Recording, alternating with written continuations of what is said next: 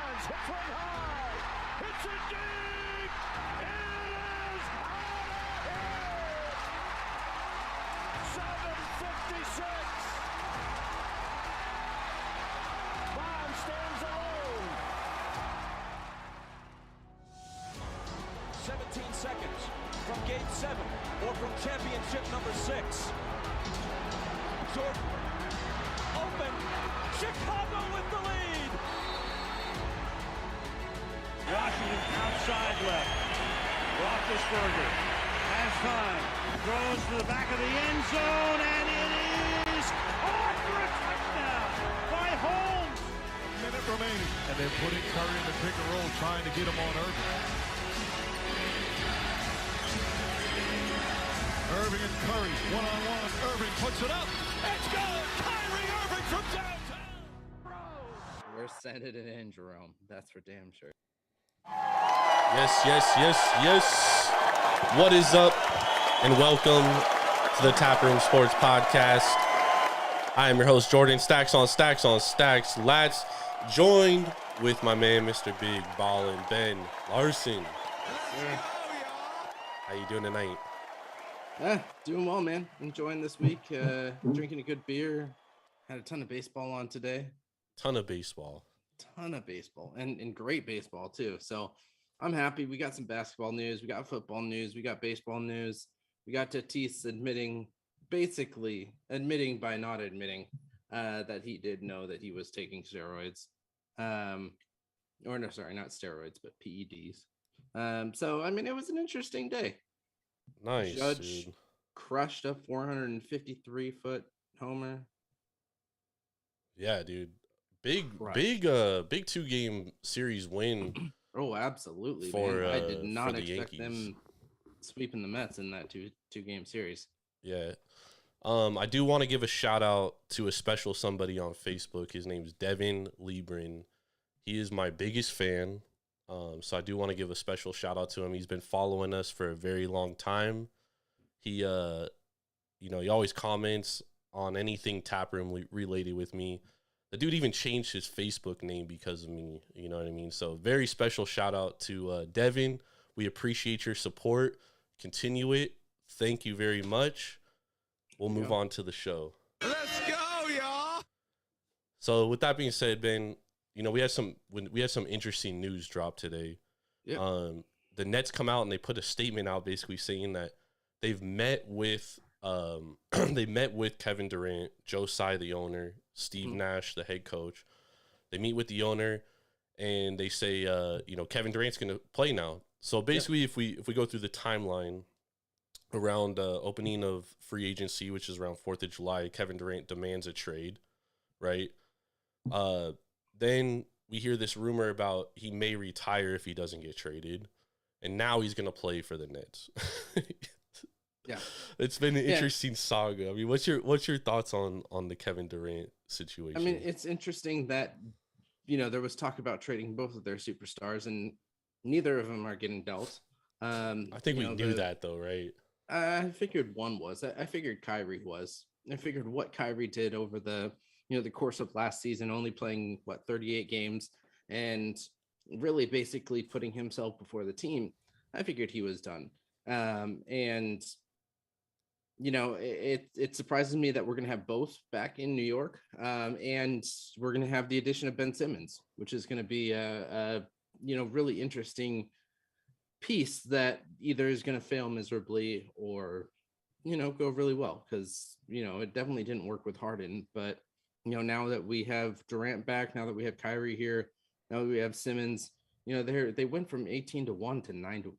Yeah, I mean, huge. Odds flipped like crazy there. Yep. Fourth best odds in the league now for winning the championship. So, it's going to be interesting to see. I mean, I can see this imploding, game 20. Yeah. Fourth of the way through the season, and all of a sudden, KD demands a trade again. Simmons is sitting around missing every single shot that he takes. And Kyrie is, he's going to be playing, but he's going to be pushing pushing the ball and taking everything away from everyone else, and it being the Kyrie show, which we know hasn't worked. I mean, I think there's a lot to unpack in the whole situation. Like, I still think the Nets have a great chance at winning a title how they're built. Like, yeah, there is a lot mesh. They didn't mesh before. That's a great point. That's a great point, and that's the downside, right? Like, yeah, we've seen this kind of play out, but we haven't seen him with Ben Simmons. That's true. We haven't seen him with Ben Simmons, and winning cures everything.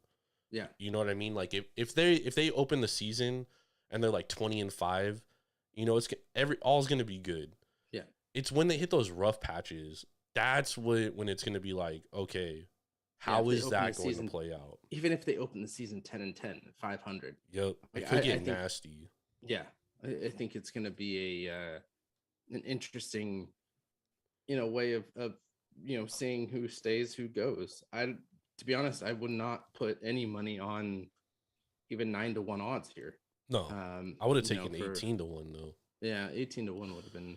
I mean, we knew Kevin Durant wasn't going to get traded, especially after the first day when the Suns were like, I'm sorry, not the Suns. When the Nets were like, oh, well, if we're going to trade him to the Suns, we want Devin Booker back. Yeah. That immediately told me, like, okay, there's no realistic deal that's going to get done. Yeah. Now, the other interesting thing for this too, Ben, is how does this affect a team like the Boston Celtics, who were openly, shopping Jaylen Brown in a deal for Kevin Durant? Jaylen Brown even came out on Twitter and said that, made that SMH post. Yeah. Yeah. I mean, this could be a double facto for a team like, let's say, the Milwaukee Bucks or the Miami Heat that are title contenders. Like, this could hurt two teams internally. Yeah. You know what I mean? So that's another interesting thing to look at. I like I said, the Nets are talented enough to be able to compete for a championship, but you're 100% right, dude. The internal, the de facto off the court shit could absolutely derail this team. Yeah, and I do think that Ben Simmons is a better fit for the Nets, because what you had with KD, Kyrie, and Harden were basically, 2.5, 3 of the same people. Everybody wanted the ball. Everybody wanted to shoot. Everybody wanted to impress. And I think Ben Simmons taking a little bit of a step back, taking, not having to be that number one, maybe not even that number two, is really going to make him feel more comfortable. But is that comfortability really going to help him long term? So I'm really, this Nets team is a huge question mark to me. And yeah, it's going to be an interesting first half of the season to see if anything actually does work out. They got a great coach. They got great players. I think that should work. I think that's the big thing is, like, if they open out the gate strong, I think they'll be okay. Mm-hmm. If they open struggling, that's when we can see some things. You're right. Yeah. We had to open with that because that was the big news of the day. I do also have to mention we are being brought to you by Devour. Make sure to go to Devour.com or download the Devour app straight to your mobile device and use promo code Taproom for $10 off your first purchase of $25 or more. That's craft beer delivered straight to your front door. You don't even have to leave your couch. Cowabunga, baby. What are you sipping on, Ben? I'm going with Mother Earth Brewing Company. So this is one that I had a couple weeks ago on the show. This is the Nitro Cali Creamin'. So this is a vanilla cream ale coming in at 5%. It is crystal clear. It's an interesting beer because you pour it hard, which gets all the carbonation out, and it almost tastes like it's a flat beer. But that's how nitros usually taste. Yeah, exactly. Like, that's how it's supposed to be. It's super smooth, super creamy, and I mean, if anybody out there can get the Mother Earth Brewing Company, the Cali Creamin', whether you get the nitro or the regular, they also have an orange creamsicle. It is top notch. Not a big orange creamsicle fan, but in a beer that might taste okay. Yep. And at 5%, you can drink it. And you can drink it. Abraham is in the chat on Facebook, and he's saying he has a bold take for NBA Finals. He's predicting Bucks Warriors in the finals. I can see that. I can definitely see that. And I'm going to take the Dubs Yeah, I'm gonna get my dub. he too is taking the dubs, but you got to There take we it go. with a grain of salt because this man is a Lakers fan who hates LeBron. So, you know, I mean, what has LeBron done for the Lakers? he won a title. That's true. A Mickey Mouse title. So. Oh, here we go, dude. Imagine what the narrative would be if LeBron didn't win that title. They'd be like, yeah. he can't win in the bubble, blah, Yeah. blah, blah. Dude, that guy can't win anything, dude. Like, he can never win, unfortunately. But yeah, that's here nor there. We got What a are you while drinking? till. I'm sipping on it's a jammy pale ale from Freem. Is that how you say it? PFRIEM Brewing Company. They're out of Hood River, Oregon. I've seen that brewing company, but haven't tried them before. So Yeah, most of the stuff they do is like barrel aged. Mhm. They have like in bottles, you know what I mean? Like the barrel aged bottles. Yeah. Like the ones behind me right there. Yep. Stuff like that. Well, those ones behind you aren't barrel aged, but Well, yeah, it is. The Liquid Those- Swords is the white one, right? okay. There. Yeah. And also that one, that's a cherry. That's from a brewing company in Washington. But that's usually what they do. That's usually what they specialize in. So this is like the first time I've ever seen a beer from them in a can. Mm. So this will be interesting. It Yeah. tastes really good so far. Doesn't really say anything about it on there, other than like a story that doesn't really tell Anything what's in about the beer. Yeah. So I'm not entirely sure like what's in it. Google that ish, man. Okay, so there's strawberry, preserves, and peach, and round notes of cantaloupe, blueberries, and lemon balm. I definitely taste some lemon in here for sure. Okay. And I mean, this was like a $10 beer, dude. So Yeah. it better taste good. You know What's what I the mean? percentage on it? Only 5.1. Not Oh, heavy. wow. Not heavy. Pretty low. Yeah. Light. A good. Abraham said Mickey Mouse ring. You heard it here first. There we go. There we go. Me and Abraham been going at it about LeBron for years. Yep. He's a funny guy. All right, let's talk some baseball, Ben. Yep. 'Cause Interesting day today. I mean, first thing we got to mention is Tatis.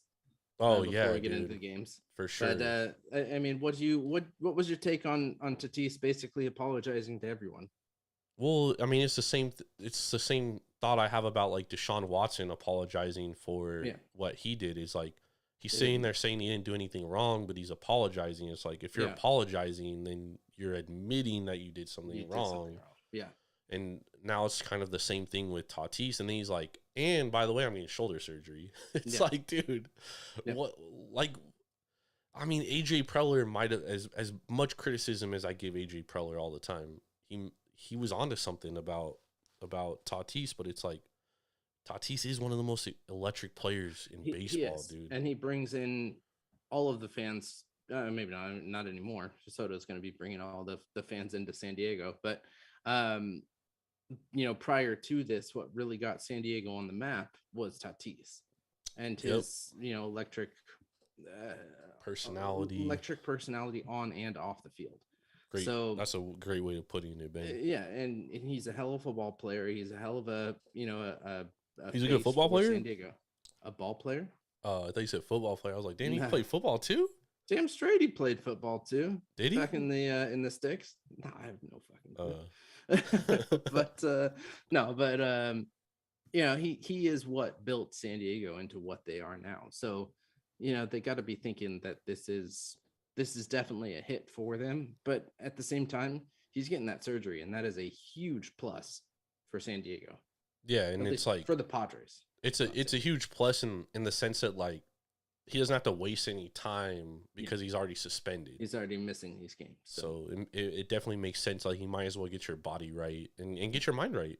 You know what I mean? Get your mind right, get your body right. He's only going to miss the first 40 games of the season next year. 42, I think it is, right? Is it 42 or 40? Yeah, 40. Yeah, so I mean, that's like, what, 6 of the season? So it's not like he's going to... Is that a quarter? Yeah. 40. Yeah, you're right. That is a quarter of the season. Basically, I mean, that is kind of a lot, but I mean, it's better to get it out of the way now because, I mean, if he were to get shoulder surgery now, he would miss the end of the season anyways, or he would play with a hurt shoulder and then get it in the off season and probably miss the beginning of the season regardless. So, definitely a good idea to get it done now. I mean, the Padres are they're just an interesting team, Ben. Like, Yeah. just way too much talent, and we've talked about them before. You know, you mentioned it on Sunday that, you know, it might be good value to take the Padres to make the playoffs. What was it on Sunday? It was like it was plus like 325, 350. Sunday was plus 290. Now it's plus 270. Yeah, a week before it was plus 300. So And it's going down every day. Yep. Yeah, and you know, you look at it tonight. I mean, they're losing to Cleveland. Not only is this absolutely huge for Cleveland to take this game. By the way, Irvin and I talked about on last night's show, and we both took Cleveland to win this game today. Yeah. I mean, you've got Cleveland winning today, and you've got, you know, they're just putting up more points in that division. And, you know, Minnesota is falling back more and more. I mean, I think it's 2.5 games, which would drop now to 3. Yeah. Because of where they with this half game that they'll get if they beat San Diego. I mean, bottom of the ninth up 3-1, they're probably gonna win. Yeah, with Clase on the mound for sure. Yeah. I mean, he's one of the best closers in baseball. Knock on wood, because, you know, if I say that now, they might end up fucking losing. Yeah. But yeah, no, Clase is he's in a class of his own as far as closing. But the Giants won today, so you know, they're 6 back now. The Brewers are losing right now. They're getting fucking demolished by the Dodgers. Corbin Burns only 3 1/3 innings, 7 earned runs allowed, Ben. Yeah. I mean, the Brewers we've been talking about too. I mean, this is a team that a month ago was in first place in their division. Yeah. First place in the division. I mean, they're 5 games back in their division now too, to St. Louis, which is St. Louis is huge rolling. drop. Huge drop. Only a game and a half back on San Diego for that final wild card spot. But man, I'd be worried if I'm Milwaukee and if I'm San Diego. Yeah, it's interesting to me too when the Brewers traded Josh Hader. It was like a lot of us felt like they were kind of conceding this season, right? Mm-hmm. Like, oh, we don't really have a shot, but it ended up being the right move at this point. But I think for the Brewers, like, if they miss the playoffs, Ben, like, I definitely see them kind of having a fire sale this offseason. Because, I mean, it's a small market team. It's a team that's not really known for, like, spending a lot of money, very similar to a lot of other small market teams. They do draft well. They do develop well. They do make a lot of good trades. But you have players like Corbin Burns, Brandon Woodruff, Freddie Peralta that are, you know, coming up on big contracts, right? You could probably trade them for, like, max value now rather than spending a lot of money and then having to trade them later, because now they're stuck with Christian Yelich.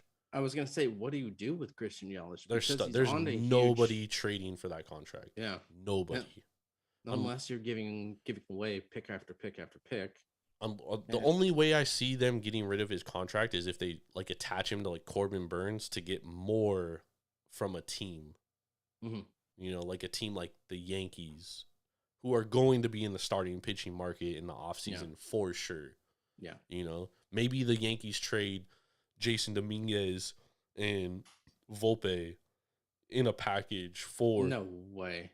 They will not. I mean, Volpe is their top... their top prospect right now. Dominguez is number, like, 3. Yeah, but 4. Prospects they're great and all, but at the end of the day, like, you don't know how they're going to play in the major leagues. I mean, look at Oswaldo Peralta, who they've called Oswaldo Peraza. He's struggling. I mean, obviously he's only had like 12 at bats, but you know, he's struggling. And Volpe is not lighting up AA right now by any stretch of the imagination. He's hitting like 240. You know what I mean? Like, the scouts' projections of him are over, in my opinion. This is just my opinion, and obviously I'm not a professional scout, but, like, his production doesn't match what the scouts' projections of him are. Yeah. I mean, he's young. He's only 18. Dominguez is definitely going downhill for, what the Yankees prospected him to be. I mean, what, 2 years ago, Dominguez was the top prospect in baseball, and now he's dropped down to like 17. But that I wanna tells say. you a lot. Like, Yeah. his production isn't equaling what scouts projected his Oh, yeah. talent to be. Yeah. You know what I mean? So, like, that's why, in my opinion, is like, if I could trade prospects for guys that have elite production now, if I can get a Corbin Burns, who I know is going to go out there and give me a chance to win every 5 days, I mean, that's something, especially if I'm the Yankees, because at this point, the Yankees' biggest weakness, well, the fact that they haven't been able to hit for like 2 months too, that kind of sucks. But Well, and what happens to Judge? I mean, that's the biggest that is true. huge got question mark there, because we know they're not doing great in their contract talks with him. I mean, I'm gonna be honest, dude. He's 31 years old. There's no chance I'm giving that guy an 8-year deal, dude.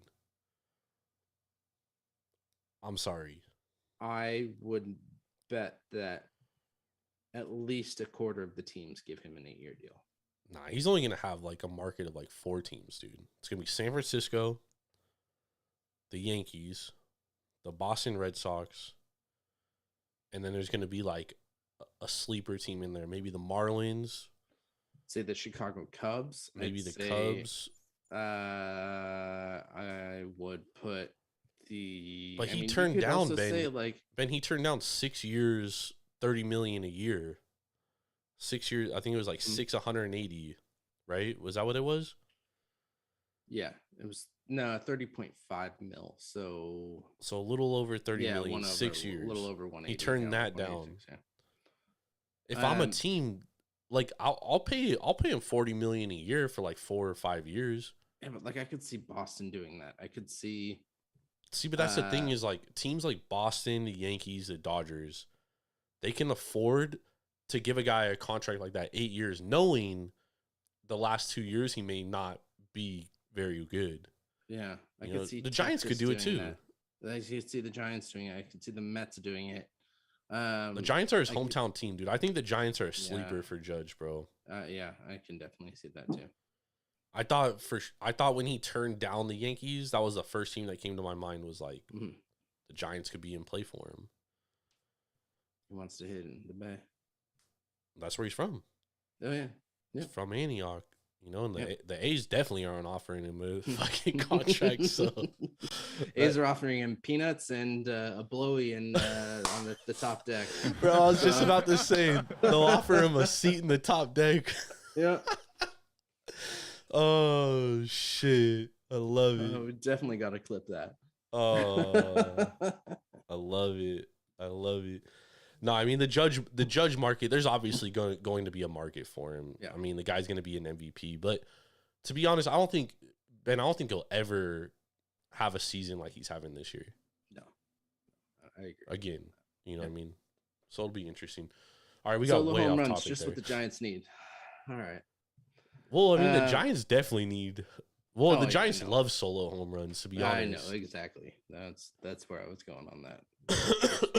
So they love them. Yeah, you're right. We have gone off topic for this. Let's talk about the games today.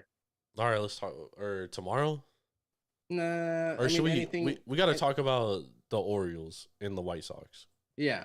Big game there because that had major. San Diego just lost, by the way. Game over. Class A, baby. Yep. Best closer in baseball. 3-1. Yes, sir.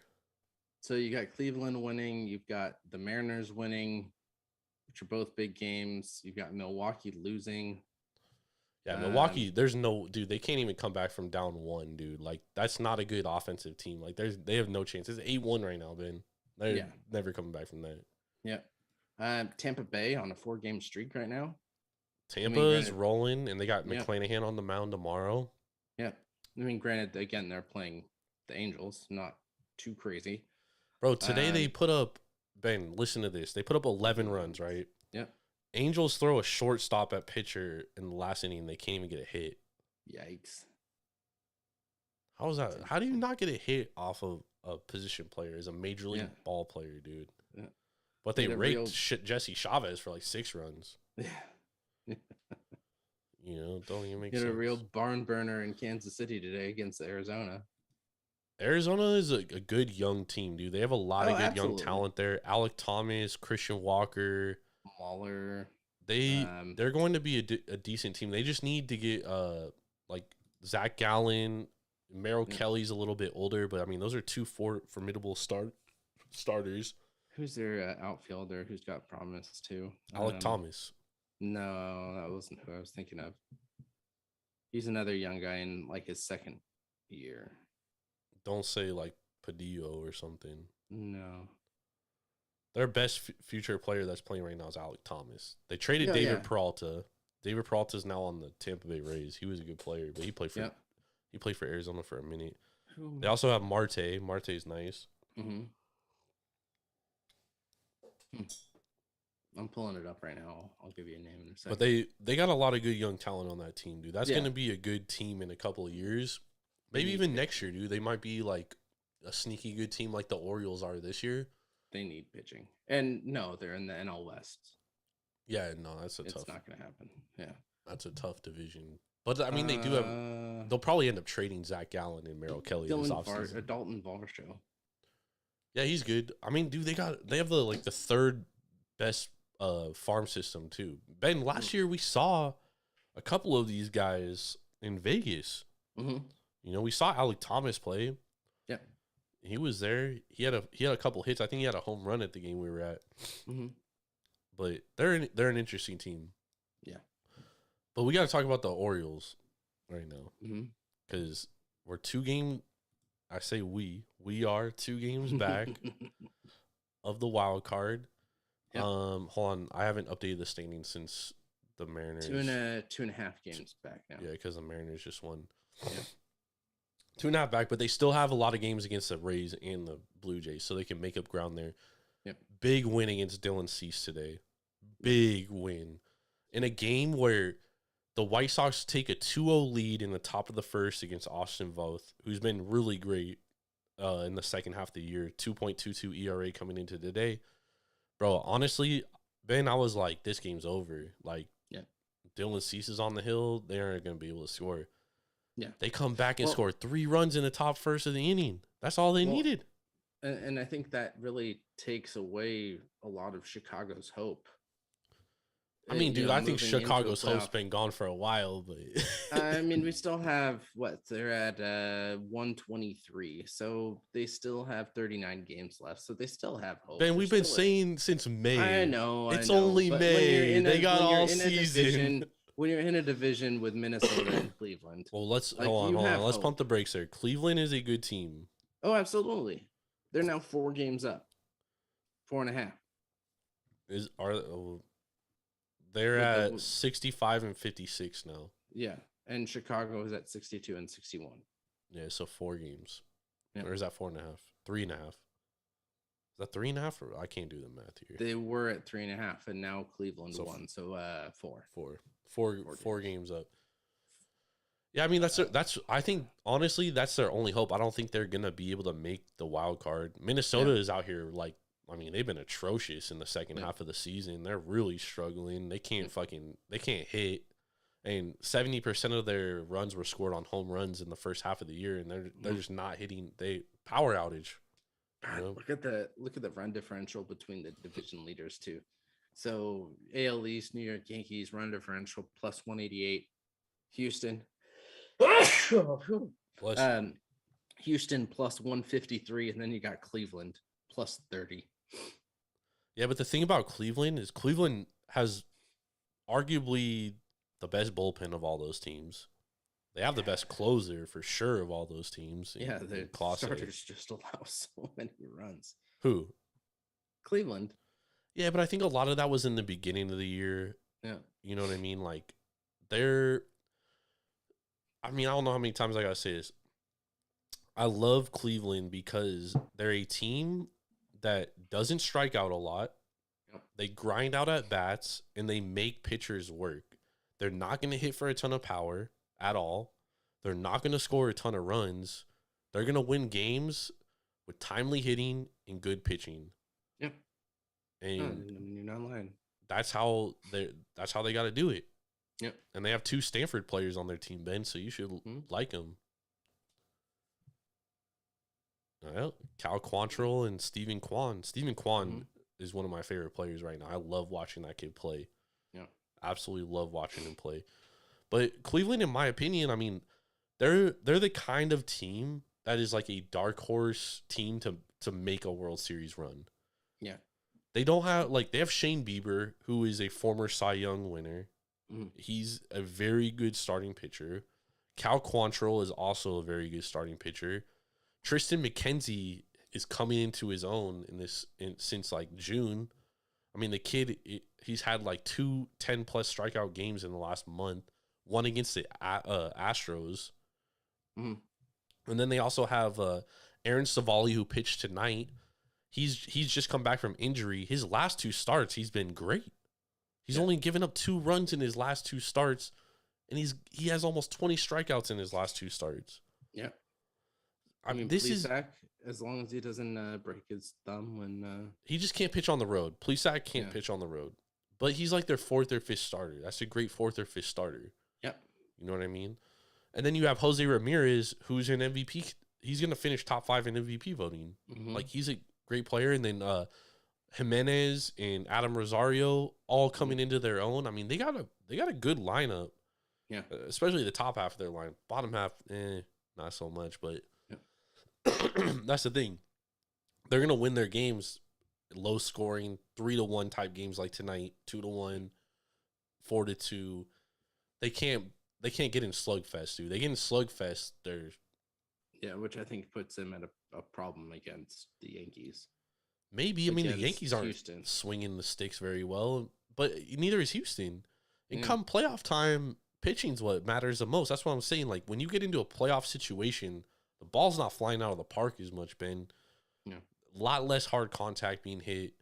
Cleveland does have a chance, dude. I actually bet them a couple of weeks ago, plus 3,500 to win the AL. I don't know what the odds are at now.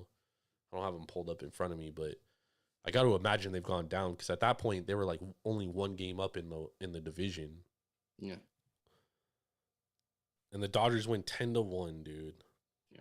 Unbelievable. Yeah. Against Corbin Burns. But the Baltimore Orioles, Ben, that's a team that, big win for them today. Really bad loss for the White Sox. The White Sox had 11 hits. Orioles only had 5, and the Orioles scored 4 runs. Yep. You know what I mean? Like, that's what good teams do. They hit with runners in position. White Sox haven't been able to do it all year. I mean, even yesterday on Monday against the Royals, the White Sox were like 4 for. I'm trying to do the math. I'm trying to do it off the top of my head. They were like 3 for 12 with runners in scoring position. Only scored 4 runs. They left 11 runners stranded. Yeah. You can't do that. Can't do that right now. And they're 16th in home runs this year, whereas last year they were the 2nd highest scoring team in all of baseball. And obviously they're not pitching as well, except for Dylan Cease and Johnny Cueto. Yeah. Yeah, and I think the big thing with Baltimore is that you're getting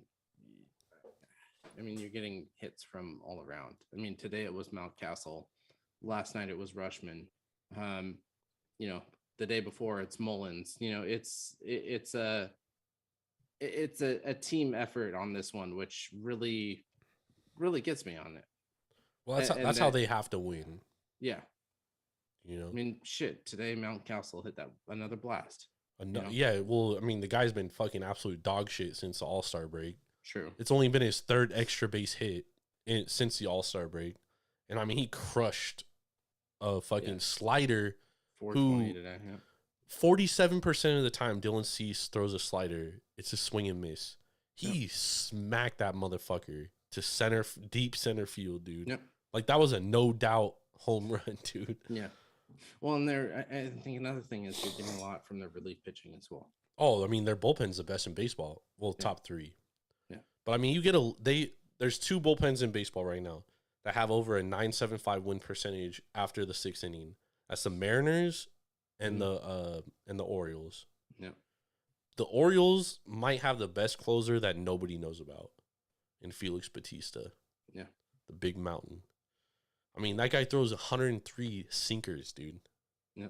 That's unreal. Yeah. How do you hit that?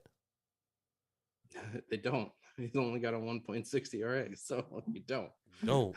And then they got Perez, who's a lefty who throws like 99, 100. And Batista went 1 2/3 today. He had to. Like he can go deep.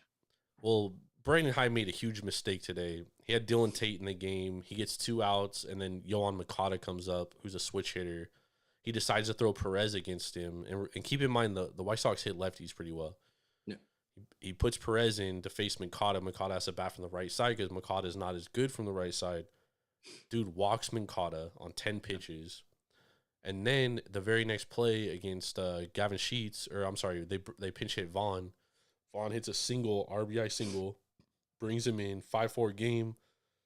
And then he had to bring in Kriebel, who, I mean, you never know what the fuck's going to happen with him, but Kriebel don't usually pitch 7th, 8th inning. And then Kriebel gave up a walk, and he was like, all right, it's time for the big mountain to come in. Brandon Hyde makes some interesting decisions. I feel like a lot of the time he overthinks himself, which I think a lot of managers tend to do at times. Yeah. And it's definitely better to do now than it is in the postseason. But at the same time, it's like if the move works, it works. You're looked at as a hero. If the move doesn't work, then it's like you get those questions at the end, like, why did you do this? You know what I mean?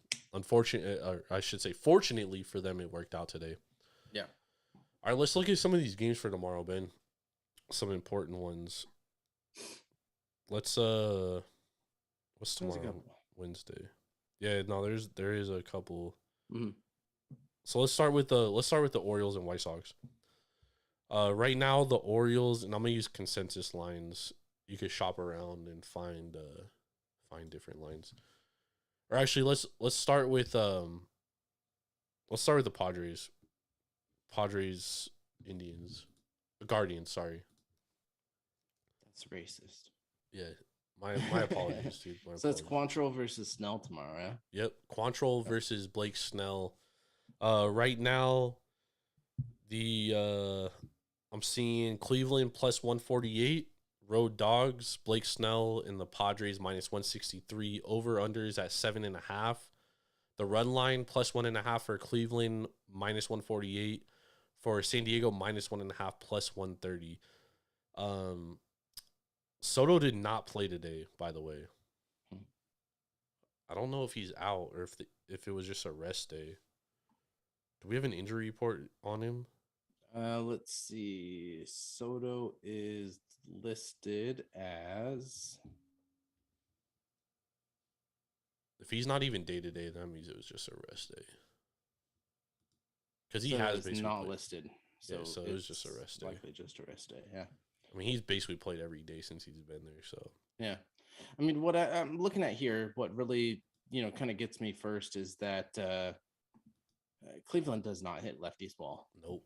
So initially, I would say first 5, I would go towards San Diego here, because Cleveland's batting 266, 297 OBP, 332 slugging percentage, and a .629 OPS against lefties here, which is a very big struggle, especially when you're looking at what they're doing against right-handers. And that's 35 points higher on average. Yep. All across the board. So initially, my first thought for this is going to be first 5 towards San Diego. Blake Snell's also been arguably the best Padres pitcher in the last couple of months. Yeah. He has a 3.62 ERA at home, but in the second half of the season, Ben, 33.2 innings pitched, 1.6 ERA. Opponents only hitting 226, 263, 274 slugging against him. Yeah. So they are not hitting him hard at all. Only 1 home run given up. He does pitch well at home at Petco as well. I want to get his xFIP here. Hold on 1 second. Second half, his xFIP 2.4, dude. So not far off of his ERA. You know what I mean? So that means that he's pitching a true low ERA here. It's not just fluky. I mean, I don't think you're going to get great odds on money line for the first 5, which is why I leaned minus at half a run. But again, at the same time, Quantrill he's no slouch. Yeah, and the Padres haven't been hitting well, dude. See, but what are we going to? I mean, Quantrill's had 136 innings. He has pitched a lot this year. But he's pitched a lot in his career. It's not nothing new to him, you know what I mean? Let's see, San Diego, since the All-Star break against right-handed pitching, WRC plus of 143. They are OPS of 848, slugging 497, average of 265, on base of 351. I mean, I honestly, you know, coming from a guy with a future on the Guardians, I mean, I think this is a San Diego play here at minus 163. I don't love the value. Maybe even take minus 1.5. Maybe even play minus half a run first 5. Yeah, I think that minus half a run first 5 is the way that I'd go.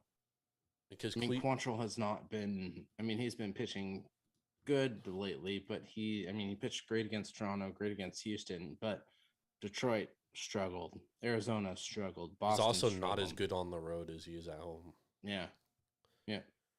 Cleveland on the road against left-handed pitching since the All-Star break, 80 WRC plus, dude. That's 20 points below average. Yeah. That's not good.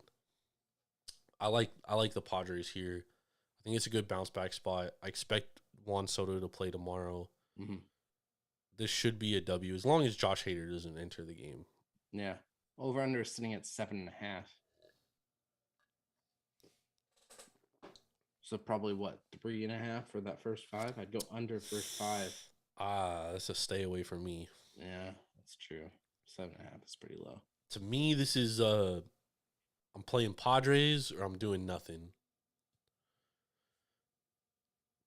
Might lay that minus 1. I'm not a big run line guy, but I would probably lay that minus 1.5 in this instance. But it does worry me laying that minus 1.5 against a team like Cleveland. Yeah. Because their bullpen is very good. Yeah. So while Quantrill might struggle a little bit, yeah, I don't expect him to struggle that much. I'm not going to play full game on this one. I think I'm only going to do first 5. And I think you're going to get a lot better value at that minus half a run. So, yep, I think I'll take it there. Yeah, I think that's the only play. Yeah. First 5, money line or minus half a run. Yeah. San Diego Padres. Yeah. All right, let's look at another game here. We got, where should we go? You want to go Dodgers Milwaukee? Yeah, let's do Dodgers Milwaukee. All right, so we got Milwaukee and the Dodgers. We got, I'm seeing 2 different pitchers for Milwaukee here. I see Hauser. I see Hauser and I see Jason Alexander. Oh, see, that's interesting. I'm seeing Jason. ESPN doesn't have a pitcher listed. All right, let's stay away from this game. Milwaukee doesn't have a starter. Because Action has Hauser listed, but Circa has Jason Alexander listed. ESPN now has Hauser listed. And Circa has Alexander listed. Okay. Let's stay away. Stay away. Stay away. If we don't know, we don't know. Yeah. In that case, if you want to make a play now, I mean, laying minus 250 for Andrew Heaney, usually I wouldn't recommend doing that. However, Milwaukee can't hit lefties very well. I know they won against Julio Urias, but to be honest, they only scored 1 run against Urias yesterday. They scored 3 against Bigford. And then today, they couldn't even hit Gonsolin.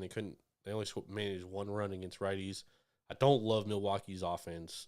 Yeah. I'd probably play Dodgers minus 1.5 because at home, Dodgers run line, most profitable bet outside of Orioles money line. Yep. 46-13 at home as a favorite. 83-34. Yeah. That would be the only even Hauser or Jason Alexander. Yeah. 37 and I'm playing 22. Dodgers run line. Yeah. 37-22 against the spread. Yeah, I think it's the only play. Oh yeah. All right, let's look at and you can list both pitchers too. So if you really want to make a play on Alexander, who by the way is like one of the worst pitchers in baseball, he walks a lot of guys. Hauser isn't that much better. Hauser isn't much better. You can list the pitcher, so if that pitcher doesn't pitch, your bet is voided. Which I got lucky on, by the way, on that over 7.5 Marlins bet, Ben, on Sunday, because Pablo Lopez didn't pitch on Monday. They pushed him back to today, but I listed both pitchers, so my bet got voided on that. Okay. I was smart there. Pablo Lopez got worked today. Oh no, he didn't. The bullpen did. No. 5-3, so I would have gone over. I mean, he still got the win though. But yeah, I took Marlins money line today. There we go. First time. I think it's the first time all year I've bet against the A's and they've won. Usually when I bet against them, they win, and then when I bet on them, they lose. Yeah, that's just how it goes. Yeah. All right, let's look at this next game. The Orioles, White Sox. So big implications for the AL wild card here. Like we said earlier, Baltimore's 2 back of the wild card, or 2.5 back, and Chicago's 4.5 back of the wild card right now. The White Sox are sending Lucas Giolito to the mound. He has a 5.34 ERA. He's 9-7 on the year. He'll be opposing Spencer Watkins, who's got a 4.04 ERA, 4-3 on the year. Right now, the White Sox, they actually opened -120 money line. They've been moved down to -116. Baltimore +106 right now on the money line. Over under is 8. On the run line, Chicago -1.5, +140. Baltimore run line +1.5, -1. What is that? -160. Consensus again. Yeah. What's your thoughts here? I mean, initially, I'd say Chicago. I'm sorry, Baltimore here. It's all numbers lead to. All numbers lean towards Baltimore here, which does kind of scare me. But why does that scare you? Because they're the most usually profitable team in baseball. Yeah, but usually when it's all numbers lead to, something happens. But you've got a better pitcher in Spencer Watkins. You've got Baltimore, who hits righties better than lefties. You've got Chicago, who hits lefties better than righties. I mean, Chicago hasn't hit anybody well lately. Yeah, I mean, and yes and no. I mean, lefties are batting 275. Yeah, but keep in mind, against lefties, Ben, they were the best lefty hitting team in baseball right after the All-Star break. Now they're like 8th. They haven't been hitting lefties as good. They still hit lefties very well. Since the All-Star break, though, Chicago, against right-handed pitching on the road, 23rd in WRC plus, only 79, dude. That's 21 below league average. Wow. Yeah. Baltimore at home against right-handed pitching, 127 WRC plus. That's 27 over league average. Yeah. The Orioles, the crazy thing about the Orioles is they got Austin Hayes, who's a right-handed batter. Can't hit lefties. I don't understand how that's possible, but the guy, he hasn't really been able to hit anything lately, but he hits righties better than he hits lefties. Here's another thing, Ben. Gunnar Henderson, #1 prospect in all of baseball, rumored to be called up tomorrow. There we go. To make his major league debut for this game here. There was rumors that he was going to play in tonight's game, that he was going to get called up. However, there's like this rule where he only has 140 at-bats to retain his rookie status going into next year. Yeah. So calling him up today, and obviously, like, the last thing you want to do is call a rookie up to face Dylan Cease for his first fucking major league appearance. Sure. Yep. Call him up, face Lucas Giolito, who hasn't been able to fucking pitch against anybody. Ballpark's going to be buzzing if he's there. That's very true. Yeah. I like Baltimore here plus money. I think as long as it's plus money, you got it. There's only one bet to take, and that's Baltimore. Like, why are they a dog with Lucas Giolito? Yeah, I don't know. doesn't make any But sense. they're better as a dog anyways. Well, they're dogging every 33 game as a dog. Yeah, 69-33 as a dog versus Chicago, who's 28-48 as a favorite. Yeah, I mean, dude, Lucas Giolito is better on the road. I will give him that. He has a 4.16 ERA on the road compared to 6.71 at home. Yeah. But in the second half of the season, 28 innings pitched, 7.39 ERA. Hasn't been good. And he's got an xFIP of 3.52, which is obviously better than his ERA. But he's given up a lot of home runs. Yeah. And he's walking a lot. 9% of his batters. Players are hitting 347 off him right now. 1.93 whip. 4.38 balls off batting average off balls in play. Yeah. I think this is you gotta take the Orioles here. Yeah. This is best bet right here. You go money line at plus 100? Give me money line all day. I wouldn't take the first 5. What's the VIG for plus 1.5? Minus 160. Not a ton of value. Not great, yeah. Oh, plus 1.5, minus 160. I mean, you could probably take an alt line for Baltimore minus 1.5 for like maybe plus 200, plus 250. What do you mean an alt line? So a lot of books give out alternate run lines. Yeah. So like if you like the dog to win by more than 1.5 runs, it's usually like double the. You're saying value. Put it at minus 1.5. Yeah, so you could take Baltimore. They're the dog, but you could take a minus 1.5 or maybe plus 200, plus 205. I thought you were saying plus 1.5. Yeah. Gotcha. Yeah, I gotcha. Yeah, I mean, I do that. I'd put it at minus 0.5 run, minus 1.5 runs. Either way. Yeah, no, I mean, I saw this line open. And I was like, dude, why is Baltimore? I mean, I understand Spencer Watkins isn't, Justin Verlander, and he's an average pitcher, but still, like, Lucas Giolito's been way below average all season. Mm-hmm. Like, this is just another case of the market overvaluing Chicago. Yep, absolutely. So I'm gonna take advantage of this, and I'm gonna take Baltimore money line. Yep, most profitable team in baseball. And I'm also anticipating a Gunnar Henderson call up tomorrow, to be honest. Yeah, it would be big. And I think that would absolutely be huge for the fan base there. Baltimore's got special things going on, man. They really do. They really do. And can still pull that final wild card spot. 2 games out. Yep. I got them plus 700 to make the playoffs, Ben. There we go. Let's go, y'all.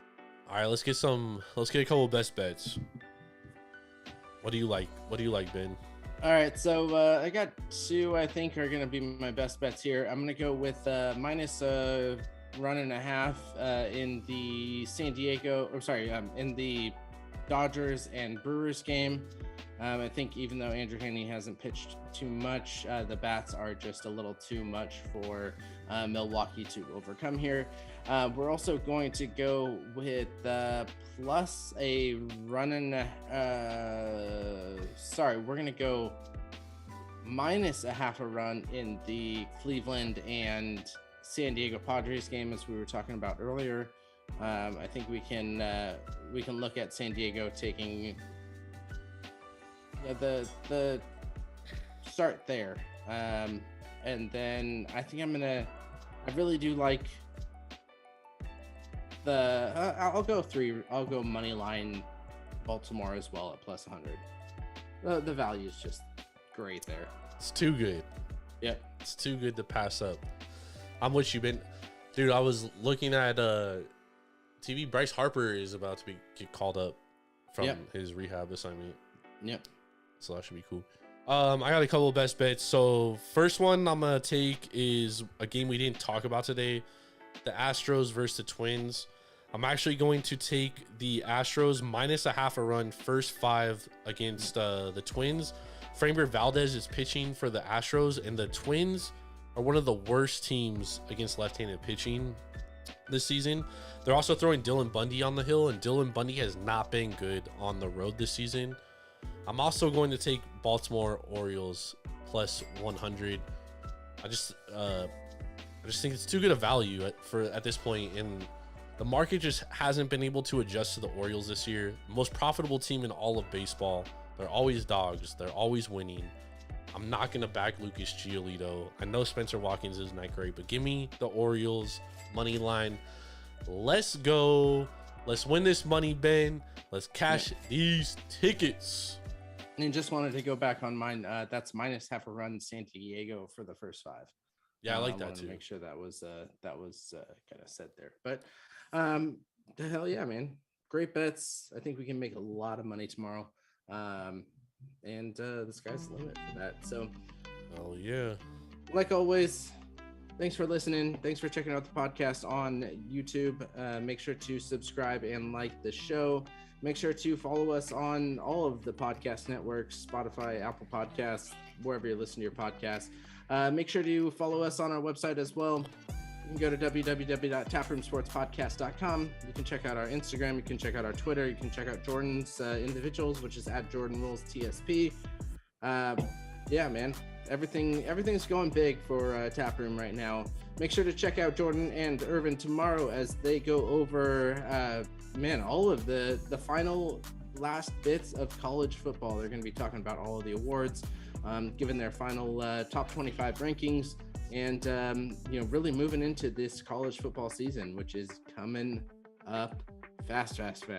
Yes, and then sir. Jordan and I will be back on Sunday to talk about what happened this week, and really look at what's coming forward on that Monday night lineup.